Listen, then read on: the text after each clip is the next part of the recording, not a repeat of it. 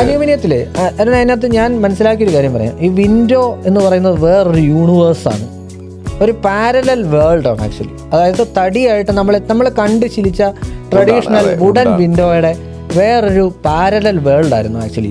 ഇപ്പൊ ഈ ഫ്ലാറ്റുകളിലൊക്കെ പണ്ട് തൊട്ടേ നല്ല രീതിയിൽ യൂസ് ചെയ്തു, ഇതാണ് യൂസ് ചെയ്തുകൊണ്ടിരുന്നത്. ഫ്ലാറ്റുകൾക്കായിട്ട് മാത്രം ഉപയോഗിച്ചുകൊണ്ടിരുന്ന UPVC അവിടെ നിന്നാണ് പറഞ്ഞ പ്രൊഡക്റ്റിലോട്ടൊക്കെ വരുന്നത്. അങ്ങനെ വന്നപ്പോഴത്തേക്ക് ആദ്യത്തെ ഏറ്റവും വലിയ മെച്ചം എന്താ വെച്ചാൽ ഇത് ഏത് ഹൈറ്റിലും കൊടുക്കാൻ പറ്റുമെന്നുള്ളത്.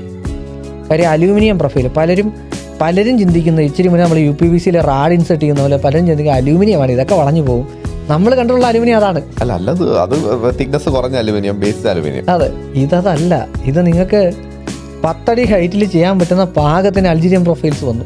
അലൂമിനിയത്തിന് അൾജീരിയൻ പ്രൊഫൈൽ, അതാണ് UPVCയിൽ നിന്ന് ഭയങ്കര അട്രാക്ഷൻ വന്നത്, ഭയങ്കര വേരിയേഷൻ വന്നു. പിന്നെ UPVCയിൽ പലരും ഇപ്പം നമ്മൾ എക്സ്പീരിയൻസ് ചെയ്യുന്ന നമ്മൾ സംസാരിക്കുന്നത് അല്ലേ, പക്ഷേ അങ്ങനെയല്ല. അലൂമിനിയത്തിലും UPVCയിലും ഒക്കെ തുടക്കകാലത്ത് ട്രാക്ക് ഫിറ്റ് ചെയ്യുമ്പോഴത്തേക്കും ഈ ട്രാക്ക് ഫിറ്റ് ചെയ്യുന്നിടത്തൊന്നും ചെന്ന് അടയുമ്പോഴത്തേക്ക് ഇളക്കം വന്നിരുന്ന സാഹചര്യങ്ങൾ ഒരുപാട്. പ്രത്യേകിച്ച് അലൂമിനിയം തുടക്കകാലത്ത് ഇത് തന്നെയായിരുന്നു.